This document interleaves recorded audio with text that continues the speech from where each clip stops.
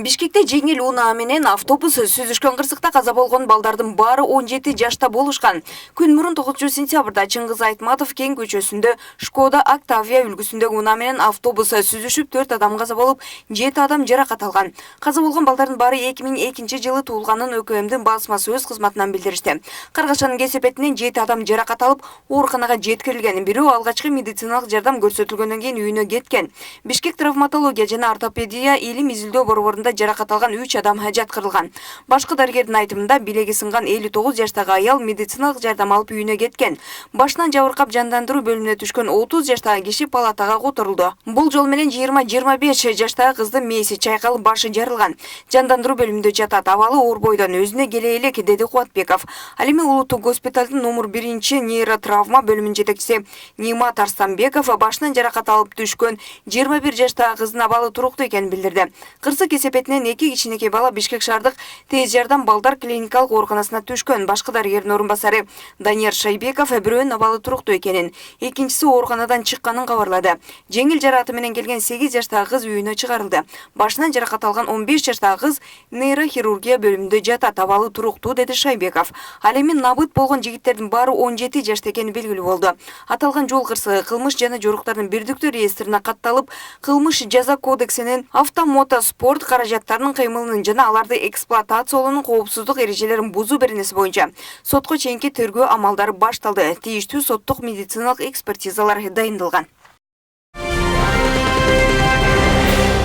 Жогорку кеңештин конституциялык мыйзамдар, мамлекеттик түзүлүш, соттук укуктук мамилелер жана регламент боюнча комитети билим берүү жана илим министри кызмат ордуна сунушталып жаткан Каныбек Исаковдун талапкерлигин карап жактырды. Талапкердин иш таржымалы менен вице-премьер министр Алтынай Өмүрбекова тааныштырды.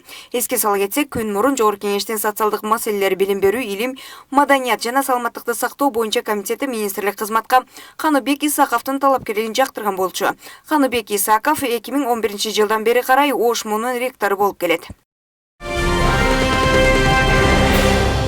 Жусуп Баласагын атындагы Кыргыз улуттук университетинде медициналык факультети ачылат. Бул туурасында окуу жайдын мүдүрү кабарчылардын суроолоруна жооп берип жатып билдирди. Учурда адистерди жана ылайыктуу лабораторияларды даярдоо иштери жүрүп жатат. Кыргыз-Индия медициналык факультетинин негизги өнөктөшү Индиянын Бхопал шаарындагы медициналык университет болуп саналат. Индиялык студенттер ушул жылдын октябрынан тарта улуттук университетте билим ала башташат. Ал эми кыргызстандык жаштар 4-5 жылдан кийин кабыл алынмакчы. Ошондой эле ректор Канат Садыков улуттук окуу жайдагы бир катар жаңжал жараткан паракорлук окуялар боюнча суроолорго жооп берди. Паракорлукту жоюу боюнча жаңы аракеттер көрүлүүдө, дейт Садыков. Алар окууга төлөмдөрдү терминал аркылуу жүргүзүү жана мүдүргө ачык кат менен интернет сайт аркылуу түз кайрылуу жолу.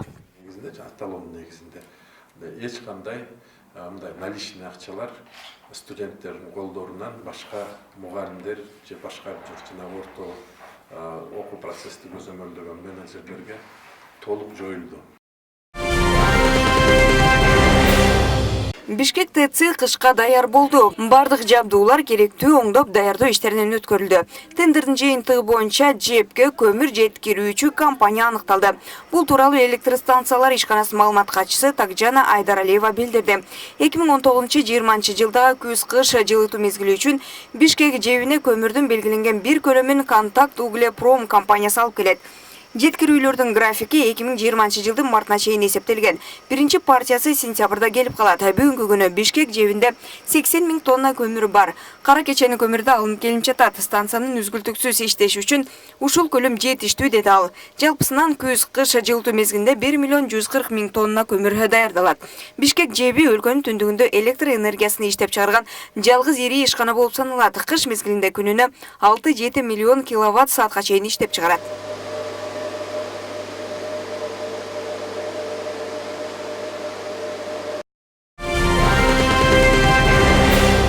Кыргызстандын мамлекеттик карызы 30-июлга карата жалпы 4 миллиард 453 миллион долларды, башкача айтканда 310 миллиард 667 миллион сомду түздү.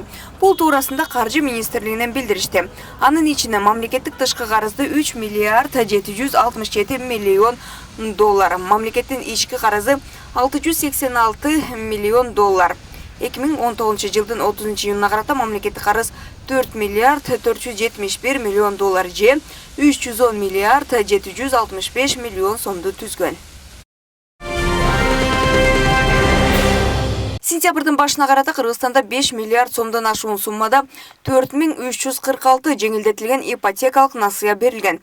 Бул туурасында мамлекеттик ипотекалык компания билдирет. Маалыматка ылайык, насыялар Чүй облусуна жана Бишкек шаарына көп берилген. Ал эми эң аз Баткен жана Талас облусу алган. Ош шаарына 593 насыя, Жалал Абад облусуна 546, Ош облусуна 537, Нарын облусуна 170, Ысык көлгө 351 насыя берилген. Сентябрдын башында Ташкентке алып келинген электробус 7 сентябрда биринчи жолу шаар көчөлөрүнө чыкты. Тош шахар траншизмат маалымдагандай, электробустун алгачкы жүргүнчүлөрү аталган компаниянын жетекчилери жана журналисттер болду. Витовит Электро Е420 суперконденсаторлар базасында электр кубатынын запасын сактоо системасы менен жабдылган. 21-25 чакырымга чейин электр энергиясы менен жүрөт, 6-8 мүнөт ичинде дүрмөтөлөт. Электробуска орточо 90 жүргүнчү батат. Витовит Электро Е420 автобусу белорусиялык Белкоммунмаш компаниясы тарабынан чыгарылган. Электробус Ташкентке сыноо иретинде алынып келген. Талас облусунда улуттук көчмөн оюндары өтөт. Учурда даярдыгы толугу менен аяктады. Бул туурасында Жаштар иштери, Дене тарбия жана спорт мамлекеттик агенттигинин директорунун орун басары Канатбек Арпачиев билдирди. Анын айтымында улуттук көчмөндөр оюндарына спорттун 10 түрү кирди. Ат чабыш, жорго салыш, кунан чабыш, эреңиш, көк бөрү, кыргыз күрөш, алыш күрөш, ордо, тогуз коргол жана салборун. Мындан сырткары ар бир облустан келген коноктор өзүнүн аймагынын өзгөчөлүгүн тартуулашат. Аны менен бирге тамак аш, кийим, боз үйдөгү кооздугу боюнча конкурстар уюштурулат. Эркектер жана кыздар арасында боз үй тигүү боюнча мелдеш өткөрүлөрү пландалууда. Маданий бөлүгү этно шаарчы, этно базар жана башка көптөгөн иш-чаралар Манас Ордо комплексинде өтөт. Маалымат жыйынтын катышуучулары белгилегендей, көчмөндөр оюндарында ачылыш жана жабылыш аземдери өткөрүлбөйт.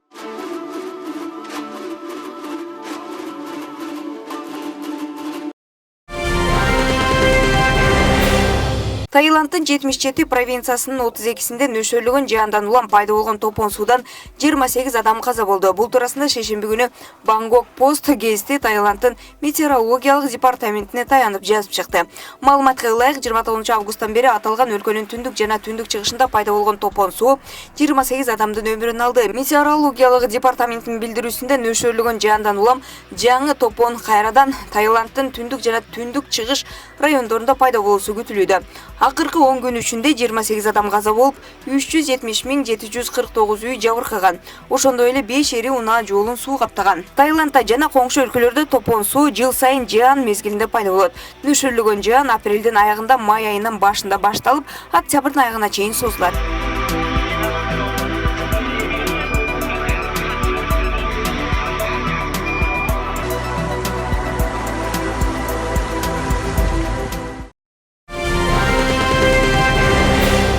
Суу самыр өрөөнүндө 5000 гектар жердеги арпа каралында калды. Бул тууралуу Турмуш басылмасына жергиликтүү айыл өкмөт башчысы Урмат Отунчиев билдирди. Мындан сырткары калың жааган кардан улам жайлоодогу мал айылга түшө албай калган. Ошондой эле электр зымдары үзүлүп кетти дейт жергиликтүү атка минер. Айылдарда кардын калыңдыгы 15 сантиметр, ал эми тоолордо 1 метрге чейин жетет. Бул арада Бишкек Ош автожолунда жайгашкан Көкбел, Алабел, Төө Ашуу ашууларында жана Чычкан капчыгайында кар тынбай жаап, жолдор тайгак болуп жатат. Буга байланыштуу Жалал Абад облусу боюнча жол кыймылынын коопсуздугун камсыздоо бөлүмү ушул багыттар боюнча жолго чыккан айдоочуларга дөңгөлөктөрүн кышкы мезгилге ылайык алмаштырууну жана керектүү шаймандарды жанына алып жүрүүсүн эскертет. Облустук ЖКК бөлүмүнүн кызматкерлери автобекеттерде жана жүргүнчүлөрдү ташуу менен алектенген айдоочулардын токтотуучу жайларында жалпы айдоочулук курамга түшүндүрүү иштерин жүргүзүүдө. Эртең 11 сентябрга карата аба ырайы.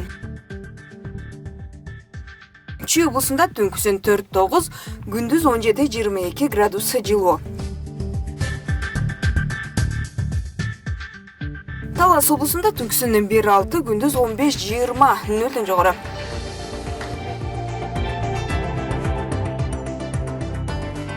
Баткен облусунда түнкүсүн 8-13, күндүз 19-24 градус жылуу.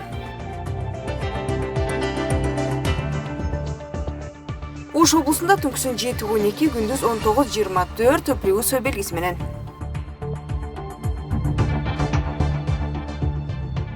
Ысык Көл облусунда түнкүсүн 1-6, күндүз 15-20 градус нөлдөн жогору. Нарын облусунда түнкүсүн 1-6, күндүз 14-19 градус жылуу. Жалал Абад облусунда түнкүсүн 7-12, күндүз 19-24 градус нөлдөн жогору. Бишкек шаарында түнкүсүн 4-9, күндүз 17-22 градус жылуу болот.